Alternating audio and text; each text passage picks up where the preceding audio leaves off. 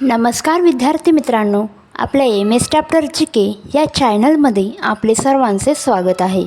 आजच्या व्हिडिओमध्ये आपण भारतीय राज्यघटना याविषयी प्रश्न उत्तरे बघणार आहोत। त्याआधी चॅनलवर नवीन असाल तर चॅनलला सबस्क्राईब करा। प्रश्न क्रमांक 1, महाराष्ट्र विधानसभेची सदस्य संख्या किती आहे? आपले पर्याय आहेत A 288, B 290, C 293 आणि D 300। प्रश्नाचे उत्तर आहे A 288। प्रश्न क्रमांक 2, महाराष्ट्र विधान परिषद सदस्य कालावधी किती वर्षाचा आहे? पर्याय आहेत A 7, B 6, C 5, D 4। प्रश्नाचे उत्तर आहे B 6। प्रश्न क्रमांक 3, लोकसभेत महाराष्ट्र राज्याच्या किती जागा आहेत? पर्याय आहेत A 45, B 40, C 50 आणि D 48। प्रश्नाचे उत्तर आहे D 48। प्रश्न क्रमांक 4, भारतीय संविधानाचे अनुच्छेद 370 कोणत्या राज्याशी संबंधित आहे? पर्याय आहे A Maharashtra, B Jammu Kashmir, C Gujarat आणि D गोवा। प्रश्नाचे उत्तर आहे B जम्मू काश्मीर। प्रश्न क्रमांक 5, भारतीय संविधानातील कलम 352 हे कशाशी संबंधित आहे?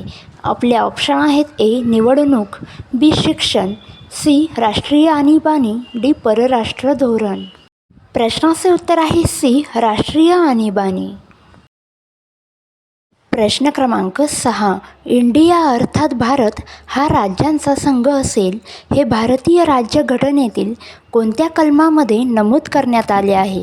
पर्याय आहे A कलम 1, B कलम 2, C कलम 3 आणि D कलम 4। प्रश्नाचे उत्तर आहे A कलम 1। प्रश्न क्रमांक 7, भारतामध्ये राष्ट्रीय मानवी हक्क आयोगाची स्थापना कोणत्या वर्षी झाली? पर्याय आहे A 1994, B 1992, C 1993 आणि D 1990। प्रश्नाचे उत्तर आहे C 1993। प्रश्न क्रमांक 8, महाराष्ट्रात विधान परिषदेच्या एकूण किती जागा आहेत? पर्याय आहेत A 79, B 78, C 80 आणि D 90। प्रश्नाचे उत्तर आहे B 78। प्रश्न क्रमांक 9, भारतीय घटना कोणत्या तारखेपासून अंमलात आली? ऑप्शन आहे A 26 January 1950, B 20 January 1950, C 15 जानेवारी 1950 आणि D 5 जानेवारी 1950। प्रश्नाचे उत्तर आहे A 26 जानेवारी 1950। प्रश्न क्रमांक 10, 8 सप्टेंबर 2016 रोजी पारित झालेली 101वी घटना दुरुस्ती कशाशी संबंधित आहे? पर्याय आहे A विक्री व खर्च, B आर्थिक कर, C व्यवसाय, D वस्तू व सेवा कर। प्रश्नाचे उत्तर आहे D वस्तू व सेवा कर। प्रश्न क्रमांक 11, भारतीय बहिष्कृत शिक्षण प्रसारक मंडळ या संस्थेची स्थापना कोणी केली?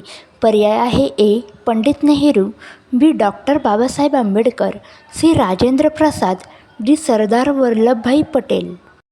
उत्तर आहे B डॉक्टर बाबासाहेब आंबेडकर। प्रश्न क्रमांक 12, कशास भारतीय राज्यघटनेचा आत्मा असे म्हणतात? पर्याय आहे A मूलभूत हक्क, B प्रास्ताविक, C सरनामा, D कलम। प्रश्नाचे उत्तर आहे C सरनामा। प्रश्न क्रमांक 13, भारतीय संविधान कोणत्या दिवशी स्वीकारले गेले? ऑप्शन आहे A 26 November 1949, B 20 November 1949, C 15 November 1949 आणि D 10 नोव्हेंबर 1949। मित्रांनो, प्रश्नाचे उत्तर येत असेल तर कमेंटमध्ये नक्की द्या। प्रश्नाचे उत्तर आहे A 26 नोव्हेंबर 1949। प्रश्न क्रमांक 14, जिल्हा न्यायाधीशांची नेमणूक कोण करतं? ऑप्शन आहे A सभापती, B पंतप्रधान, C राष्ट्रपती, D राज्यपाल। प्रश्नाचे उत्तर आहे D राज्यपाल। प्रश्न क्रमांक 15. कोणाचा भारताच्या घटना समितीत समावेश आहे? पर्याय आहे A. Doctor Rajendra Prasad, B. Mohammed Ali Jinnah, C. Doctor Ambedkar, D. Pandit Nehru. प्रश्नाचे अचूक उत्तर आहे बी. मोहम्मद अली जिना.